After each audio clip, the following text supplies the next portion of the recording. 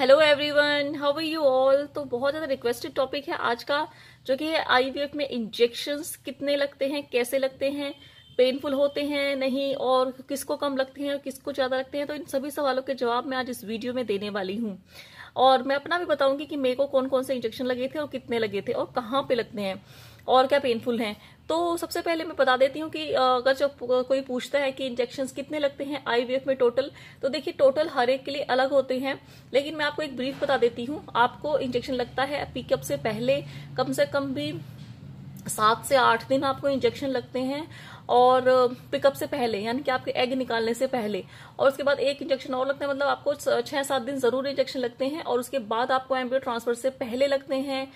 3-4 दिन पहले लगने शुरू हो जाते हैं एम्ब्रियो ट्रांसफर के, और एम्ब्रियो ट्रांसफर के बाद 15 दिन तक ये लगते रहते हैं। अगर आपको प्रेगनेंसी हो जाती है तो उसके भी 15 दिन तक इंजेक्शन लगते हैं। लेकिन यहाँ पर एक इंपॉर्टेंट बात यह है कि आपको पिकअप से पहले तो सभी को इंजेक्शन लगते ही हैं, लेकिन जो एम्ब्रियो ट्रांसफर के बाद है वो इंजेक्शन डॉक्टर पे डिपेंड करता है, वो आपकी हिस्ट्री पे डिपेंड करता है कि अगर आपके रिकरेंट मिसकैरेजेस हैं तो आपको इंजेक्शन लगेंगे एम्ब्रियो ट्रांसफर के बाद। अगर आपकी कोई हिस्ट्री नहीं है, आपकी एज कम है, तो हो सकता है आपको एम्ब्रियो ट्रांसफर के बाद वाले इंजेक्शन ना लगें।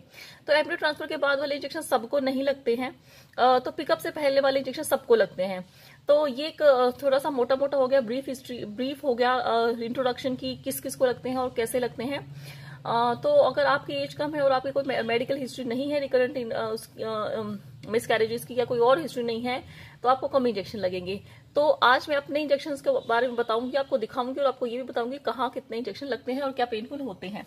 तो देखिए, जनरली अगर बात करें तो ये पेनफुल नहीं होते हैं। प्रोजेस्टेरोन का इंजेक्शन जो होता है वो ऑयल बेस्ड होता है, इसलिए उसको फोर्सफुली थोड़ा सा लगाना पड़ता है, तो वो थोड़ा पेनफुल होता है क्योंकि वो ऑयल होता है और वो जल्दी से जो है वो लगता नहीं है।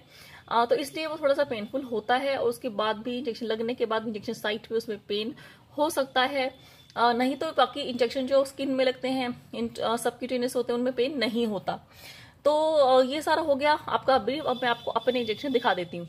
देखिए, जब आपका पिकअप होना होता है तो आपको सेकेंड डे ऑफ साइकिल पे बुलाते हैं, यानी कि आपके पीरियड्स के सेकेंड डे पे बुलाते हैं, क्योंकि आपको इंजेक्शन स्टार्ट हो जाते हैं डे 2 पे। देखिए, ये डे 2 पे मेरे इंजेक्शन स्टार्ट हो गए थे। HMG का 300 IU का मेरे को IM लगा था। IM का मतलब होता है इंट्रामस्कुलर, यानी कि आपको ये मसल में लगेगा, यानी कि आपके बट्स पे इसको लगता है ये इंजेक्शन। और ये किस लिए होता है? ये एग को बनाने के लिए होता है। एक से ज्यादा एग जो है वो बनते हैं, यानी कि वो मैच्योर करने के लिए होता है फॉलिकल्स को। तो ये इंजेक्शन लगते थे। उसके बाद इसका जो आपका है, आपको फॉलिकुलर मॉनिटरिंग होती है, यानी कि आपको अल्ट्रासाउंड करके देखा जाता है कितने एग बन रहे हैं और कितने साइज के बन रहे हैं। तो बस ये एक इंजेक्शन लगा था सबसे पहले, यानी कि आपके पीरियड के दूसरे दिन से स्टार्ट हो जाता है। तो ये देखिए 7, 8, 9, 10, तो ये 4 दिन लगा। उसके बाद अल्ट्रासाउंड करके देखा तो ठीक नहीं लगी डॉक्टर को। तो ये देखिए, तो 10 तक लगे, फिर 11 को लगा, 11 और 12 को, यानी कि 7, 8, 9, 10, 11, 12, 6 दिन लगे इंजेक्शन। उसके बाद डॉक्टर को ठीक लगा तो फिर 13 को लगा, 14 को और 15 को। तो 13, 14, 15 को देखिए 2 इंजेक्शन लगे हैं, तो टोटल 8 दिन हो गए हैं ये। उसके बाद मेरा ब्लड टेस्ट हुआ था, और ये देखिए, और उसके बाद तीसरा इंजेक्शन है ये वाला जो इंजेक्शन होता है। ये बहुत इंपॉर्टेंट होता है, इसकी टाइमिंग होती है, क्योंकि इसके 36 घंटे के बाद आपका जो है पिकअप होना होता है। तो देखिए, यहाँ पर ये HMG इंजेक्शन है, ये एग बनाने का, एग को मैच्योर करने का। जो नीचे वाला इंजेक्शन है ये इसलिए होता है ताकि आपके जो एग्स हैं वो जल्दी से रिलीज ना हो जाए। तो ये 2 इंजेक्शन है, और ये तीसरा इंजेक्शन है, ये सिर्फ एक ही बार लगता है।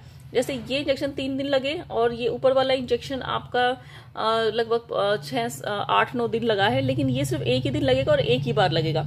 उसके 36 घंटे के अंदर आपका पिकअप हो जाएगा। ये देखिए, पिकअप हो गया था, और पिकअप के बाद कोई इंजेक्शन नहीं लगता है, उसमें सिर्फ एंटीबायोटिक आपको खाने के लिए दी जाती हैं। अब मैं बता देती हूँ आपको एम्ब्रियो ट्रांसफर से पहले का, मैं दिखाती हूँ कौन से इंजेक्शन और कितने लगते हैं।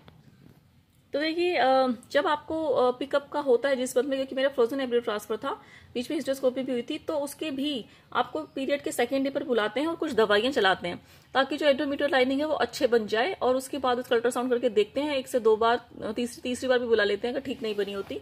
और तो जब अल्ट्रासाउंड में अच्छी आ जाती है आपकी एंडोमेट्रियम, उसके बाद आपके इंजेक्शन शुरू होते हैं।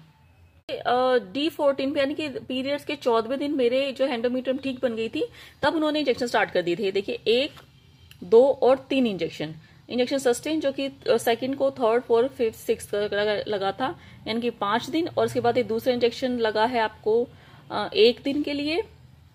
और फिर ये जो इंजेक्शन है ये 5 और 6 को लगना था, यानी कि 2 दिन।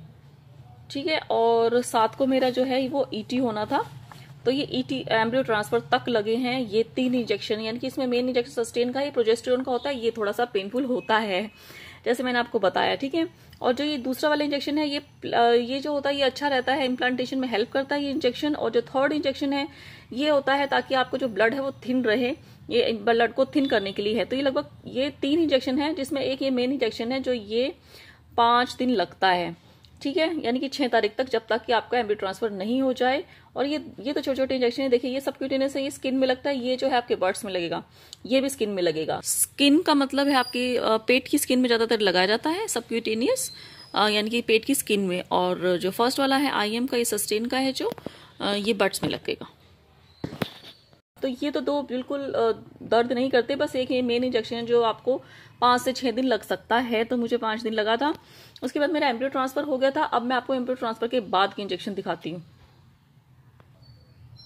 तो ये देखिए, नंबर 1, 2 और 3 ये 3 इंजेक्शन है। सबसे पहले ऊपर वाला इंजेक्शन है, ये जो है ये आपको ब्लड क्लॉट्स नहीं बनने देता। फर्स्ट वाला इंजेक्शन जो है ये डेली लगता है, सबक्यूटेनियस है, 15 दिन स्किन में लगता है, पेट में, मतलब पेट की स्किन में लगता है, 15 दिन लगेगा। जो सेकंड वाला है नंबर 2 पे, वो ओविडेक है, ये आपका जो है ये बीटा HCG जैसा ही है इंजेक्शन, यानी कि HCG हार्मोन ही है ये।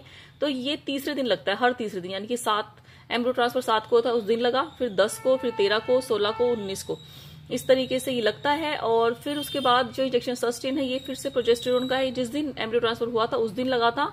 और उसके बाद डॉक्टर ने बोला था अगर ब्लीडिंग हो जाती है तो ही लगाना है, ये इमरजेंसी में ये बंद हो गया था। तो मेनली बस ये 2 इंजेक्शन लगते हैं, फर्स्ट और सेकंड वाले लगे थे। जो सेकंड वाला है ये आप बर्ड्स में था, और जो ऊपर वाला है फर्स्ट वाला वो स्किन सबक्यूटेनियस था, यानी कि पेट की स्किन में लगता है ये हर रोज। तो यानी कि एम्ब्रियो ट्रांसफर के बाद सिर्फ 2 मेन इंजेक्शन थे, और ये बड़े इजीली हो जाते हैं। और जो थर्ड डे होता है कि इसमें काफी टाइम मिल जाता है, और ज्यादा पेनफुल भी नहीं होता। और ओविडेक का इंजेक्शन ये होता है कि बीटा HCG प्रेगनेंसी को जो है कंटिन्यू रखने के लिए इंपॉर्टेंट होता है। तो इसीलिए मैं ये भी कहती हूँ कि आप टेस्ट ना करें 14 दिन से पहले, क्योंकि आपको ऑलरेडी इंजेक्शन ले रहे होते हो आप HCG के ही, और अगर प्रेगनेंसी नहीं है तो उसमें पॉजिटिव आता है, वो फॉल्स पॉजिटिव होता है। तो ये था पूरा इंजेक्शंस का। तो देखिए ये दिखा रही हूं मैं आपको, ये देखिए ये जो है ऊपर वाला ये एम्ब्रियो ट्रांसफर से पहले है और ये एम्ब्रियो ट्रांसफर के बाद है। तो आप इसका स्क्रीनशॉट करके देख सकते हैं। तो मेरे लिए इंजेक्शन है बस। इंपॉर्टेंट बात मैं बताना चाहूंगी, कई बार जो है आपको इंजेक्शन साइट पे, यानी कि जहाँ इंजेक्शन लगता है वहां पर जो है गांठ बन जाती है एक तरीके की, वहां पर हो सकता है पेन भी हो जाए। तो आप अपने साइट को जो है अलग अलग आप साइड्स में लगवाइए, अलग अलग जगह पर बदल बदल कर। और अगर वहां पर बहुत ज्यादा पेन कर रहा है, गांठ बन गई है और सूज गया है, रेडनेस हो गई है, और हाथ नहीं लगाया जा रहा, तो आप जरूर अपने डॉक्टर से बात करिए, और आपको डॉक्टर उसी हिसाब से दवा